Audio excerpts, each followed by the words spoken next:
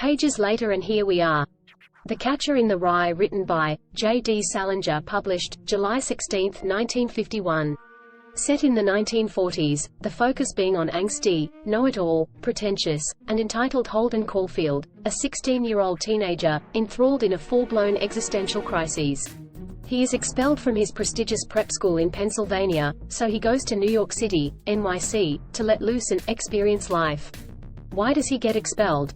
Because he is careless in his schoolwork, put in low effort, and overall, is being a bratty entitled teenager, who only wants to do what he wants to do. He is unsatisfied by his interactions with most people, like the stupid girls in the city. To quell his irritation with people's general lacking, he hires Sunny, a prostitute, to be sent to his room. Probably filled with shame and embarrassment of still holding that V card, he opts to just chit-chat with Sunny instead of sleeping with her. He thinks she sucks overall. After a while he pays her, she leaves. Sunny's pimp doesn't agree with how much Holden paid. Holden, in true form, disagrees in the brattiest way possible. He talks smack and inevitably gets smacked for it, literally.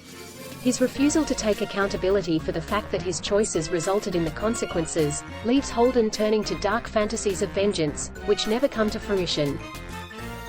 Either way, Maurice, the pimp, gets his money.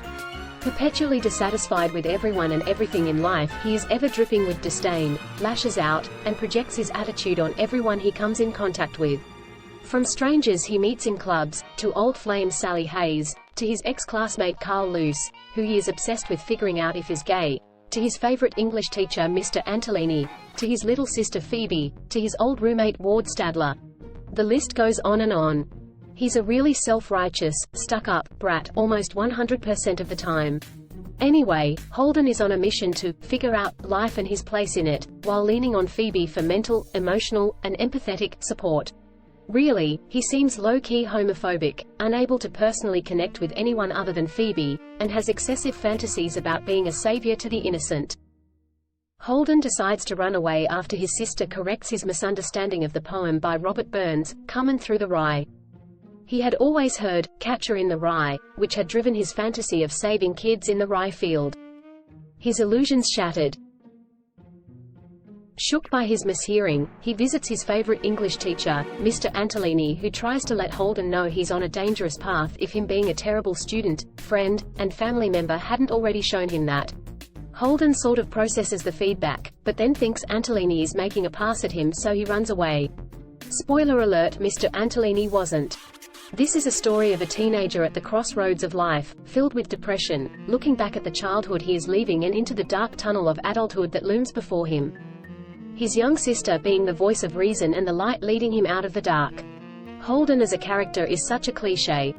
An overtly privileged teenage boy, who seems to have some repressed sexuality issues, is very self-centered, has an aversion to personal accountability, and is extreme lacking of empathy despite his abundance in overall emotions. Holden ends his mischief because Phoebe wanted to run away with him but he can't let her. He instead takes her to the Central Park Zoo and he snaps back. Goes to a whole therapy type deal afterwards, but ultimately will end up back in a school in the fall. The end. Thanks for watching another Pages Later production. Be sure to like, rate, and subscribe.